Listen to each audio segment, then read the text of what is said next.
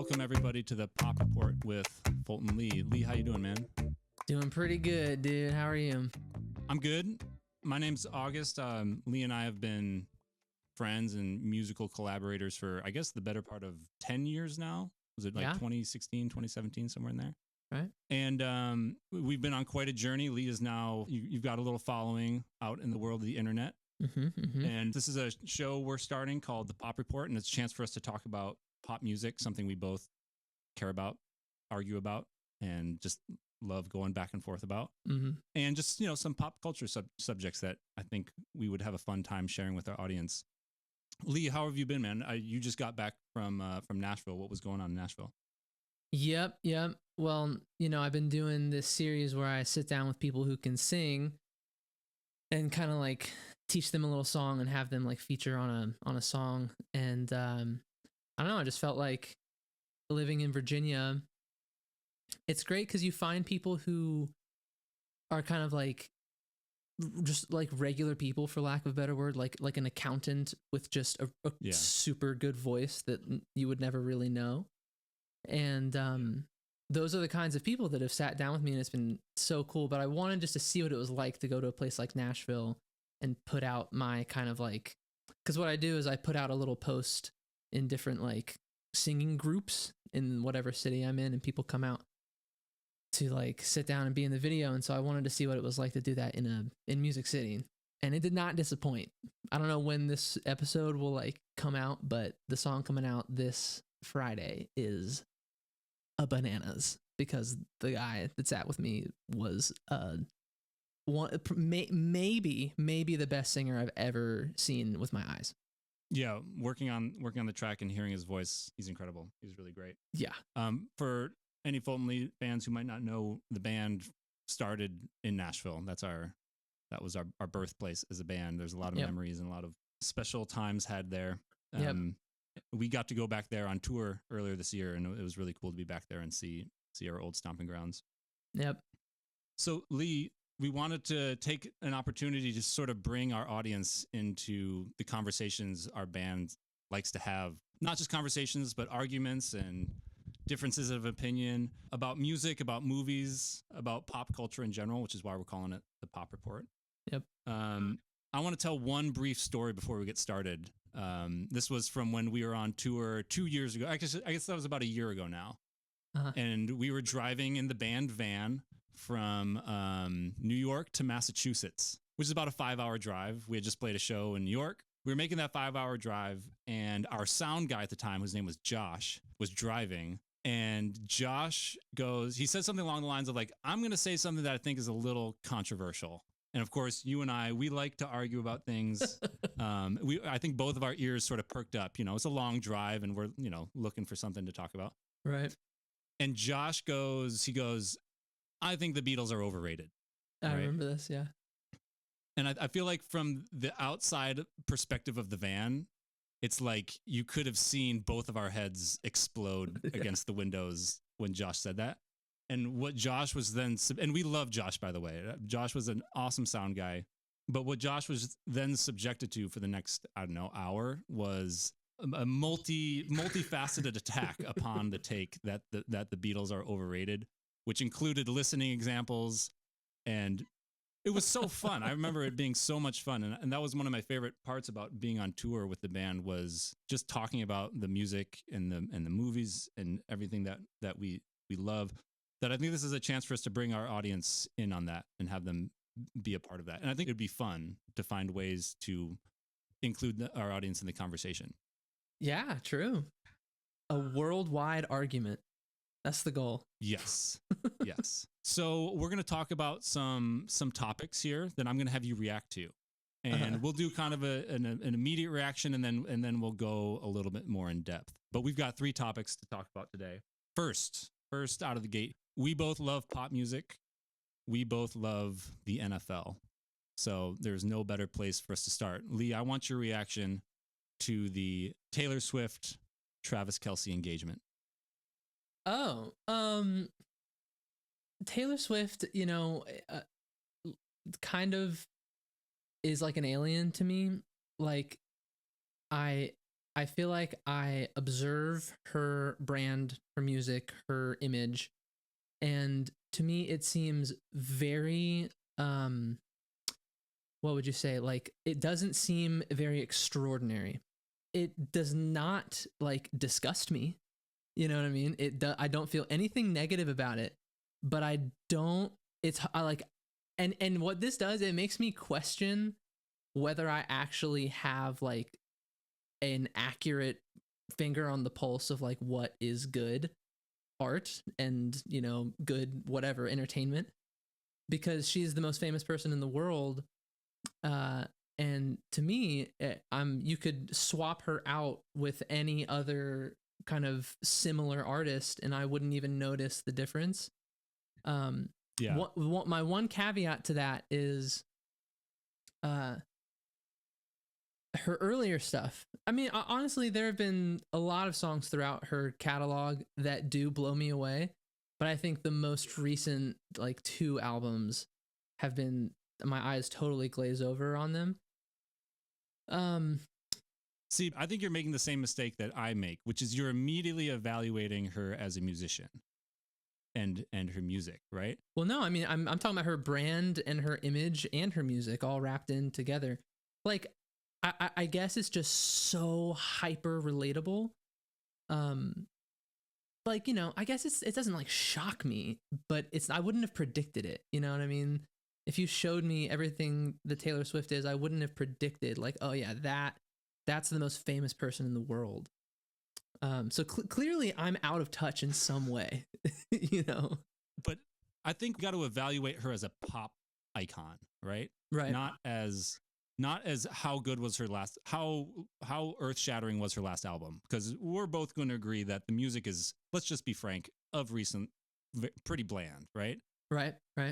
There's just not a lot there that is risky or exciting or even kind of like interesting in a genre way, you know. Even her sort of like dangerous music is just it's not going to change the world in any significant way. But she represents so much more than that now, and the Travis Kelce engagement specifically, I think, is really the culmination of that her music is just like an avenue. It's one street in a busy city of like pop culture relevance. So what I want to know is, how do you feel about their relationship? Does their relationship mean anything to you? I mean, you know, it's it's fun, and it's like it's obviously fun for everyone to watch famous people do anything, especially when they're together, like a famous person and another famous person, like being a couple is, you know, it's fun. I don't really find it all that annoying when I watch football and, you know, she's like being shown on screen a bunch of times. Yeah, I don't know. I guess I just think it's fun. They're like the picturesque, like American dream celebrity couple thing, and it's just fun. Okay, well let me bounce this off of you. Okay. So I think it's when you're selling a relationship, right? When the public is being asked to care about a relationship on that scale, right? Which is 2 people being observed by hundreds of millions, I think I get an initial ick factor from that. Okay. Because one, celebrity culture, I think, you know, has problems. And one of those problems is kind of the sort of commodification of like a personal relationship. And I think I don't think it's all bad. I think it's, you know, partly just pure entertainment. That's a part of it. But I think another part of it is it's difficult for me to see sincerity in their relationship. And I think one of the reasons that I push something like that away is because I feel like I'm being asked to find sincerity in something that's being sold like a McDonald's hamburger, where, like you were saying earlier, it's kind of made to be as commonly palatable as possible. Right. And to me, that stands in direct contrast with like what having like a close relationship with someone, like a loving romantic relationship with someone means. You know what I mean? Right. And I guess it's what do you think about that? Well, my question to you would be, how because clearly they are actually a couple, right? Like behind closed doors, they are. What do you mean? I don't know. What do you mean by clearly? Well, they just got engaged. Like they're not gonna get married just as like a publicity stunt, right? No, that happens. That happens for sure. Wait. Okay, hold on. Do you think it's possible that they're like not actually dating each other in like their own day-to-day personal like real life? I think that's possible. I don't think that's necessarily what's happening. I don't think it's a purely transactional thing. Uh-huh. But one, I think their worlds are so in the public spotlight. I think it's probably unrecognizable to what we would consider to be dating someone, right? Really? Which is, yeah. Oh, yeah. Absolutely. Why though? Because like we see clips of. It's not like they're doing full like shows together. Like we see clips of them. Well, that they do. He's been in her shows. Yeah, I mean, but still, like what we see of them is ultimately like maybe 5% of their overall lived experience, if that. With each other. Yeah, or I mean, even if you count him being on the football field, you know, her being on stage, like I don't know, man. After the football game, when she's there, they're going like to a hotel or to someone's house or like, and then they're okay. I would agree with you if instead of Travis Kelce, she was dating like a third string linebacker for like the Panthers, right? Well, no, but like, what do you think they're doing when they leave the game? Well, the honest answer is I don't know. Mm-hmm. I don't know, but it's too. I think here's my most cynical. Here's what I think the most cynical side of me could see would be. There's like Taylor has on our PR team like a council. It's a relationship council. Right. And they vetted like, all right, Taylor, we're going to bring you 15 different options. We've got an NBA player for you. Gosh. We've got an NFL player. To me, this is I'm not certain this is true, but this is not possible. At all outside of the realm of possibility because celebrities do this. Absolutely. Which is to set up strategic relationships.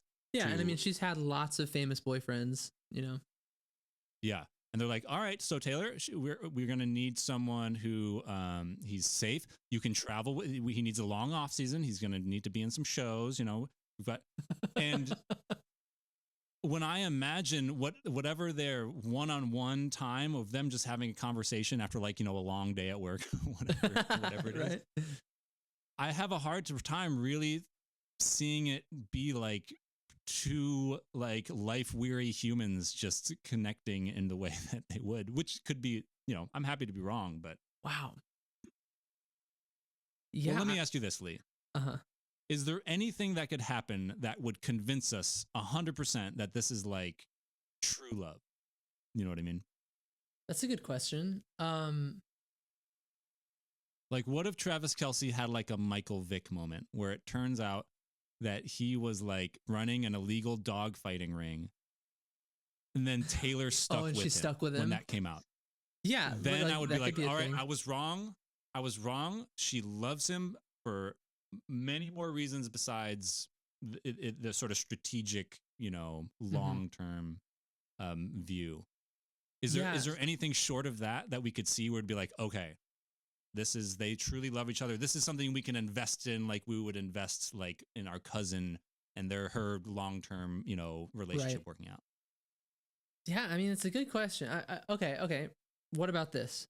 What if maybe this isn't even possible because of their lifestyle, but what if they truly lived together, like in the same house? They shared a primary residence together. Does that really mean anything? There has to be a square footage cap on that house. Because they could easily, with their life, the lives that they have, they could live in the same house and not see each other for weeks, right? Right. It's like they could still be like a quarter mile away from each other, you know. They need to live in like a 2-bedroom apartment with like a noisy upstairs neighbor. And, you know, like an ant problem that one of them isn't dealing with when the other one asks them to. You know what I mean? I mean, yeah. I mean, honestly, you're kind of opening my eyes to the possibility that, you know, it all is just kind of staged because I guess when you really think about it, there are literally billions of dollars, kind of being influenced by their relationship for people that are not them. The NFL has a huge monetary influence on, or is being influenced monetarily by the relationship. Everyone connected to Taylor Swift is obviously being influenced by it. Yeah, I mean, I guess we'll just never know, unless there's like a leak, like a voicemail that's leaked of like Taylor's manager. See, being I think we're gonna know sooner than you think. Here's what's gonna happen. Okay. They're gonna get married. It's gonna be a worldwide event. Right. Who goes to the wedding is gonna be a big topic, right? Who got invited?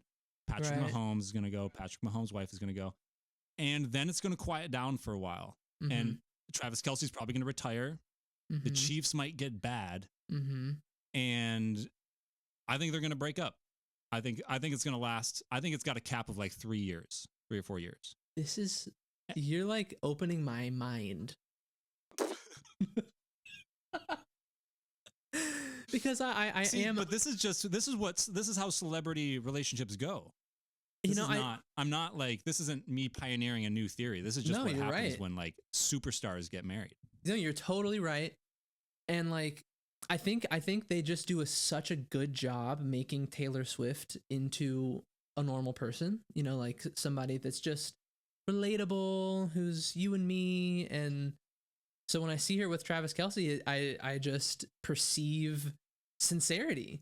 But when you talk about this, I'm imagining how I might feel different if we were in like the 1960s and we were discussing Elvis and Elvis's like girlfriends and fiance, like I can imagine Elvis having a whole team of people being like, okay, she's in the spotlight in this way, and you being connected to her is going to be good for the brand in this way and that way.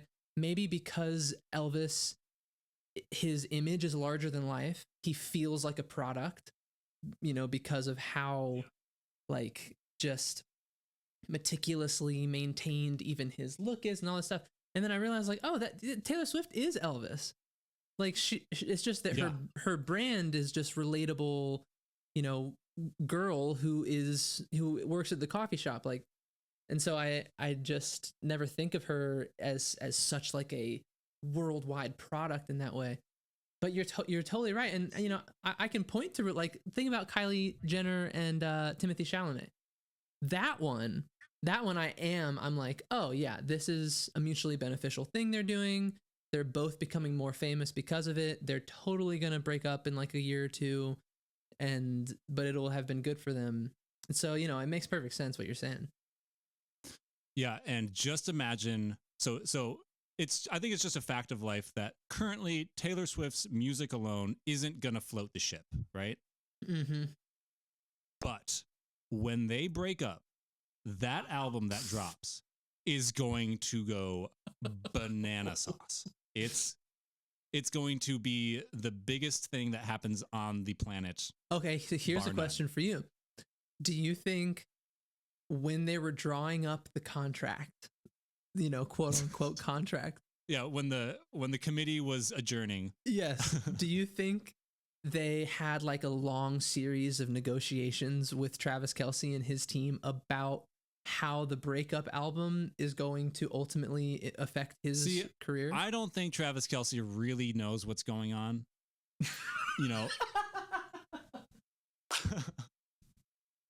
I think he might be kind of just along for the ride. Right. I like, as much as I'm not a Chiefs fan, I think he still just mostly cares about football. Sure. And I think Taylor is like 18 steps ahead of Travis, right? Right. He is now swimming in her waters, and he is, and so I think that he's going to kind of figure it out as it's happening. And wow, it's not going to be good. Hopefully he'll be out of the NFL by that point. Wow, man, yeah, I'm honestly a little bit speechless. Like, I just never considered any of this, but it's making perfect sense.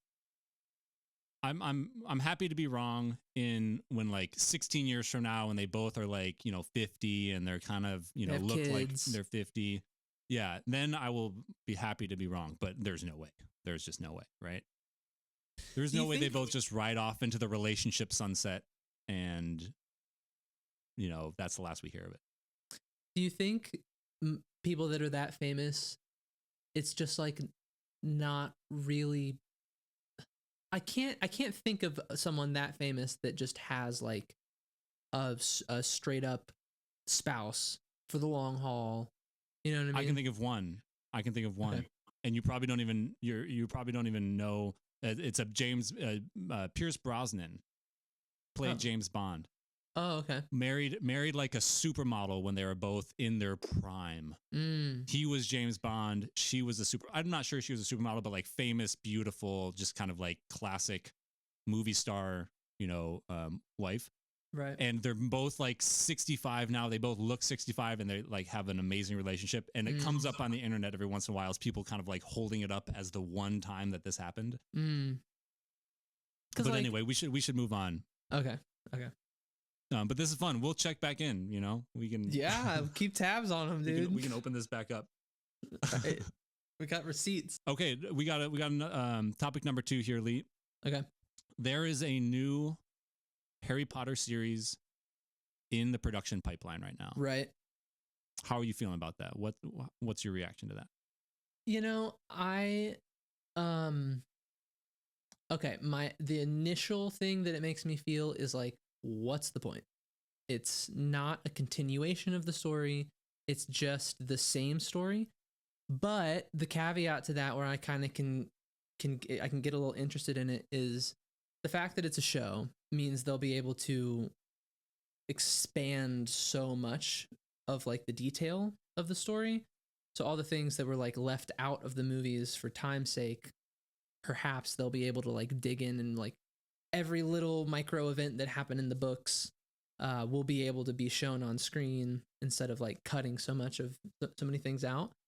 And for the audience, August can pretty much recite every single Harry Potter book word for word, cover to cover. So I love Harry Potter, but I'm not even close to the level that you're on.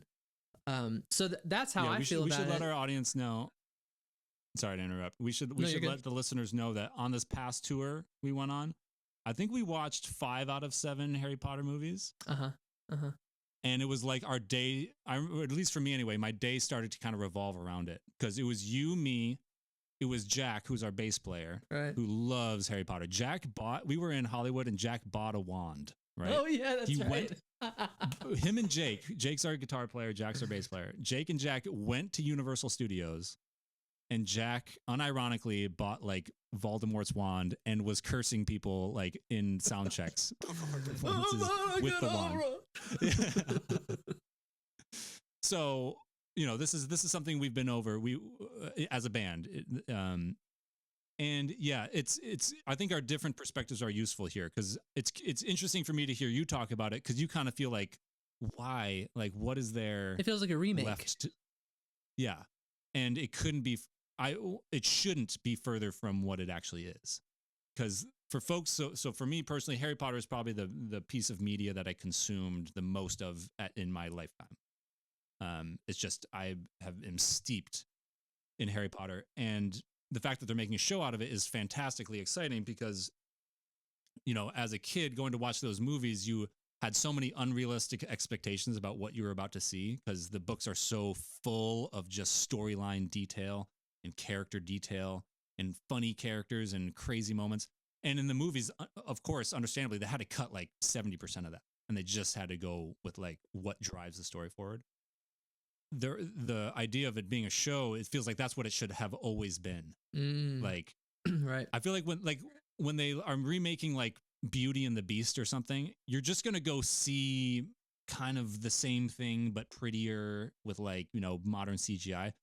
With Harry Potter you're going to now get 60% you're going to get 60% more stuff that's already written. They don't need someone to come up with more stuff.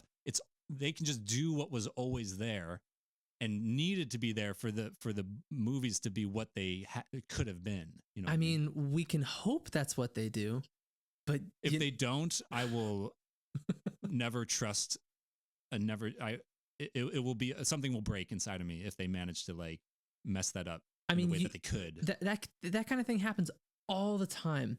Oh. Where, you know what I mean? Where like a show comes out. That's probably what's going to happen, right? Yeah, and you just can't believe that they made the choices that they made. Like you're saying, they have an opportunity to show scene for scene exactly what the books are and leave nothing out. And they very well may change things. They might like modify storylines for whatever reason to make it, you know, feel whatever, you know, they might feel like it's a better reflection of the current day, or you know, there's so many things they could do that would not meet the expectation you just described. And I feel like I've been let down so many times by that kind of thing that I'm very hesitant to trust any kind of... Dude, in the same way that your world was opened up in our Travis Kelce conversation, I hadn't even considered that they could just absolutely fumble this in the worst way possible. Yeah. Dang. So let me give you an example. So in the fifth movie, you remember the character Umbridge, the evil kind of like... So for those of you who don't know, in the fifth movie of Harry Potter, it's about a school, and in the school there's this like authoritarian teacher who arrives that year. She's kind of an arm of the government, the wizarding government, and she's horrible. She's kind of the villain of the movie, right? And towards the end of the movie, the school kind of revolts against her, like on full scales. Like the teachers kind of revolt, the students revolt, the ghosts revolt. They all start fighting this one lady. And in the book, there's a scene where the Weasley twins, who are they're kind of comedic characters, they're sort of the hardcore of the resistance against the teacher. They turn a hallway of the school into a swamp, like an entire hallway. There's like, you know, it's like 50 meters long. There's classrooms on either side, and the entire school grinds to a halt because one of the hallways is now a straight up swamp. Like not that they just put water on the floor. It's like, no, these are wizards. They turned the hallway into a swamp. While this is happening, one of the teachers, the janitor, his job is to pick up the young students and punt them across the swamp. And so there's just a scene, there's just, you know, that's just part of what's happening at school is like the students are walking by and the janitor is picking up the little ones and kicking them across the swamp. There's just so many like ridiculous, hilarious details that, you know, when I was 12 and going to the movies and like, oh my gosh, I'm about to like see all this stuff. And, you know, that was the kind of like letdown. Yeah. So what seems tough to me that they're going to have to like make a new castle, not make one, but there's going to have to be like a new castle. You know what I mean? Yeah.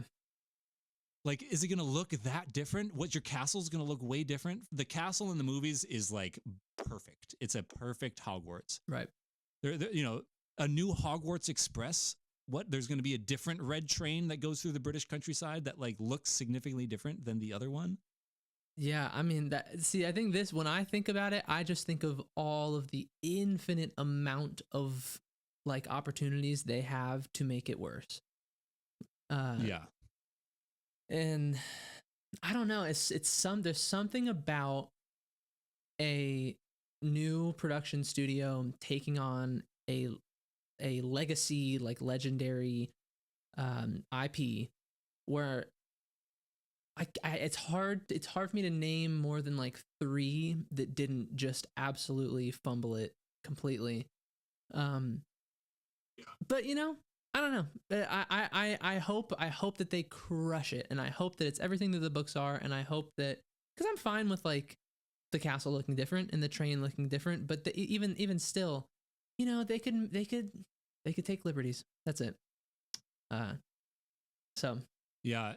And to a certain degree, it's going to be really painful for me if it's bad, because I will feel directly responsible, right? Because I am one of the millions of people who would demand that they make something like this, right? And I'm the person who would say it wasn't good enough. It's not that it was bad, but it wasn't good enough, and we need more. And it would be a real kick in the butt to have it just kind of flop. and be worse.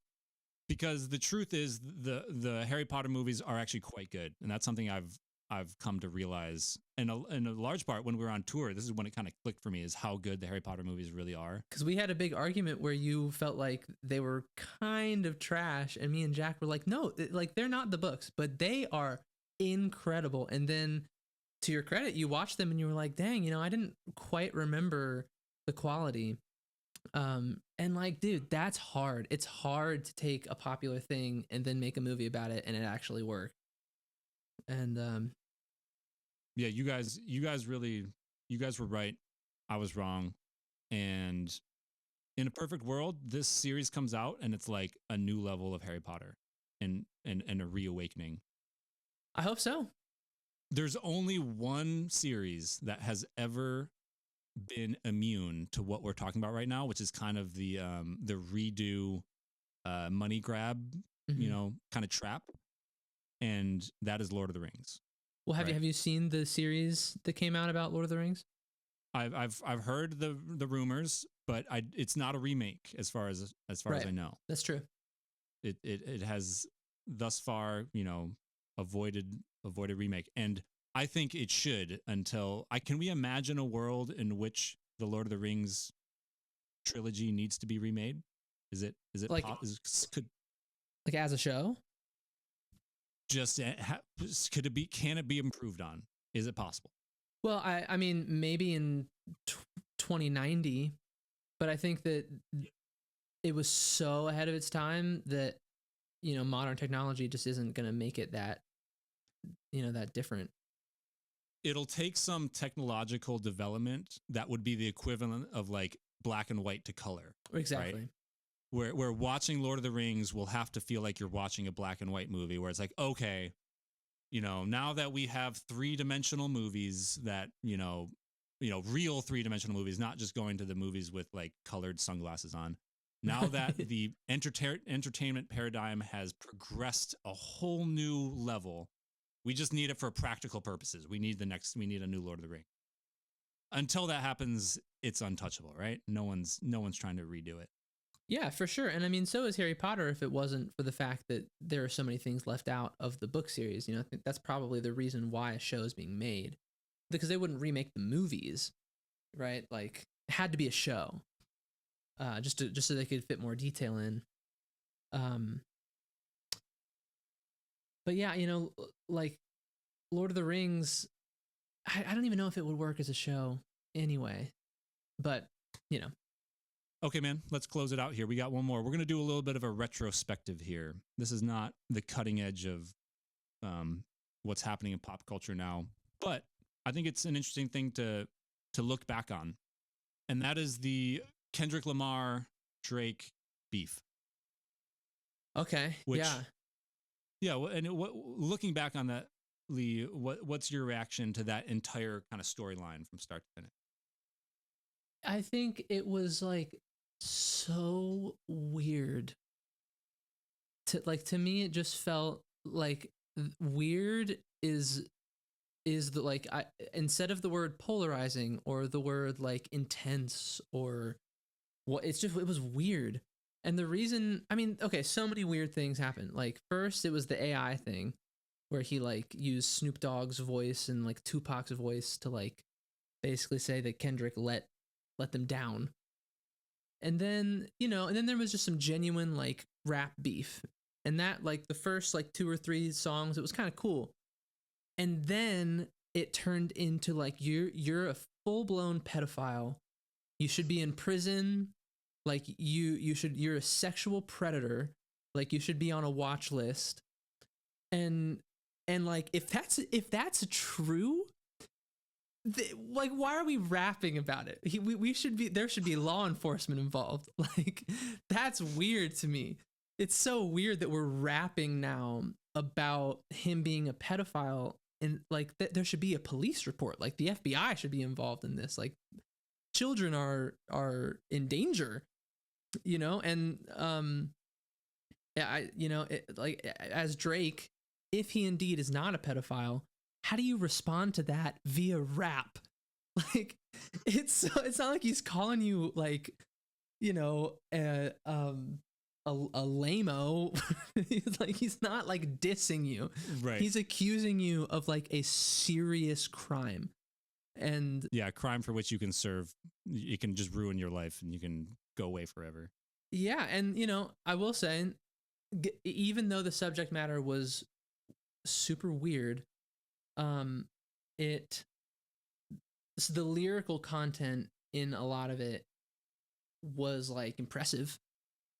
You know, it like just as if you just look at the art form of rap, a lot of Kendrick, I mean, both of them, it was just like impressive lyricism, especially with the turnaround time. It was like, man, they are just like, it was fun to watch in that way, but it was kind of hard for me to really enjoy it because I was like, is he a real pedophile or not? I just couldn't get over that, you know? Yeah, it seems. Well, do you think it's fair to say that Kendrick, looking back on it, Kendrick came out on top pretty solidly? Like the Super Bowl performance seems like that was the period at the end of the sentence. Kendrick wins this battle. Definitely, but to I mean, just across culture at large, absolutely yes. But to me, it was like, okay, I still don't know if your claims were true, and it all kind of hinges on that. Yeah. Can I bounce a hot take off of you? Yeah. Not Like Us Huh? is overrated as a song. Okay, makes perfect sense that like I know your taste very well. I know why you don't like that song. But if you just like remove the expectation that it's supposed to be like the number one song in the world and all this stuff, and you just kind of like let your body move while it's playing, it bumps, dude. It bumps. Yeah. You know, it is difficult when the beef, like you were saying before, involves something such a heavy topic, right? That if it's true, we all look like idiots for talking about anything other than the fact that someone might have been a pedophile. Exactly. You know what I mean? Yes. It makes you stupid for not just having that take over the whole conversation. Exactly. But it's also a rap beef in which, how are we supposed to know what to take as seriously as it was? You just got to talk about the whole picture, right? Right. So at some level, let me see what you think about this. Uh-huh. Drake loses the battle, but wins the longer term war of whose music is going to stand the test of time. Just because his music is better? Yeah. Yeah. Yeah, I think that's the argument of Drake fans, but you know, it's obviously subjective. Like Drake's music is much more top 40s than Kendrick's music is, but Kendrick's music is theoretically, like some would claim, it's more revolutionary. Right, so it just depends on what you're measuring. Are you measuring just reach, or are you measuring influence? You know, what if you're just? I see it as just measuring notes on the page, like. Well, do notes on the page when the song comes on, words on the page? For me, not really. You know, this is something that's always been different about us. For me, that's interesting and cool, but there are Drake songs that come on and I'm just like, well, you know, there are things that are bad enough where I could not like this because the person is so bad, but this music is just better. This is just, I mean, I just get more out of this musically. I agree. Like personally, I'm more inclined to listen to Drake's music because I love melody. I love, pop structure. Right. I love a consistent and like really infectious beat and vocal delivery. But if I want to like contemplate, or if I want to kind of receive from art what some might say is what's intended to be received from art, which is maybe like a change in perspective, something that's going to make me think. Right. And on one hand, you could apply that to like social issues or, you know, different like issues that he speaks about. But even aside from that, just musically, like Kendrick might have a song that's over like a straight up jazz drum beat that has like no kind of identifiable backbeat. It's like very fluid, very like you kind of can't figure out where the grid is. And he's rapping over it, and it's very avant-garde. And musically, I'm like, wow, this is the equivalent of like an abstract painting, where Drake is like a hyper realistic like drawing. So I just think they're apples and oranges, like truly. Yeah, it's interesting that they managed to kind of meet on the same battlefield, because their worlds are so different from each other, musically anyway. And do you think that Drake, his image, I feel like, he's got like a background as like a child actor, right? Yeah. And his image is sort of like a playboy and like a penthouse, and he's very kind of emotional and introspective, and it's about like he wears like turtleneck sweaters, and whereas Kendrick is like a bulldog, right? Kendrick is like raw and disruptive, and I think we would all be primed to kind of cheer for Kendrick, right? And I include myself in that, right? When that was happening, you just kind of find yourself on Kendrick's side, because the visuals of it almost feels kind of like an underdog against sort of like a king in a palace. Right. Sure. And I don't know what Drake would have had to have won that, but I think the deck was, kind of stacked against him from just from an image standpoint of what their two images represented. Totally. And that was like a big part of the narrative online, I think, was like, and even some of the lyrics from Kendrick's side were like, you're just like this soft, like out of touch, rich person that like is just so shallow. You're so shallow. This was before like the pedophile stuff got involved in the rap, and that was very much the way Kendrick was spinning it. And I don't even remember like the points that Drake would make to kind of like combat that, but everyone latched on to that narrative. And the only narrative on Drake's defense was, okay, but Drake's music is so hard, like it's infectious in a way that's like unmatched. And I agree, man. I guess I agree with both of those things. I think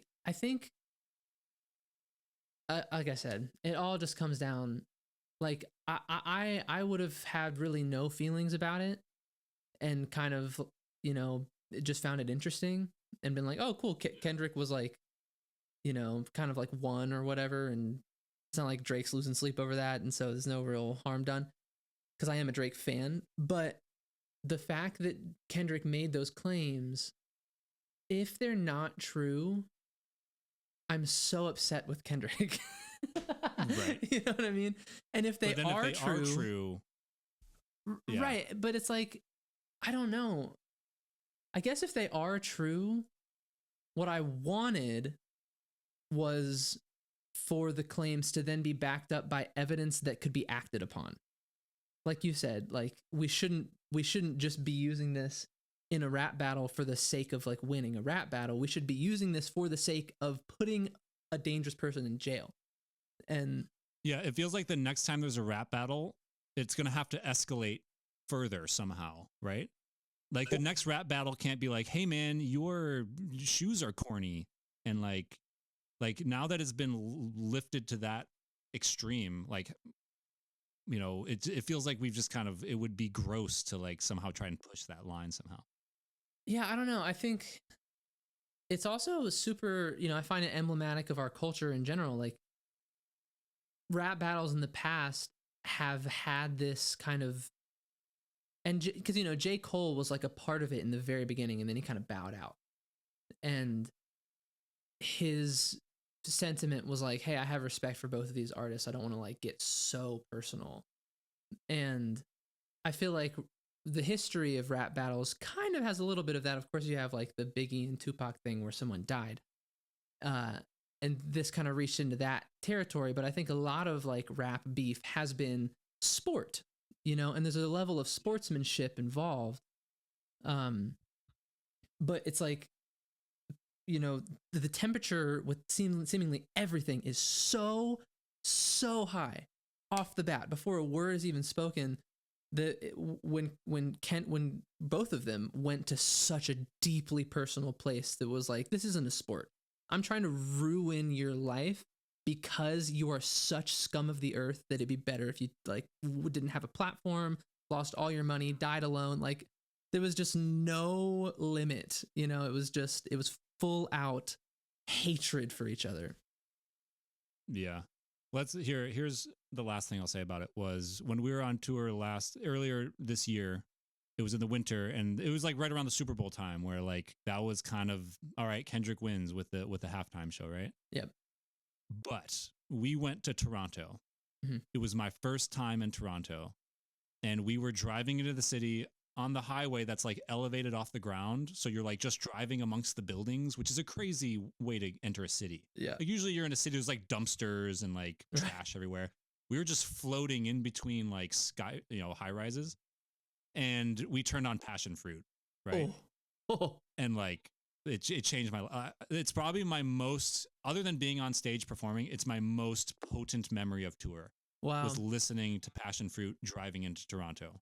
Yeah, which is where Drake is based. So that's why we were listening to Drake music. But it was like, it really changed how I saw him as an artist. Yeah. I mean,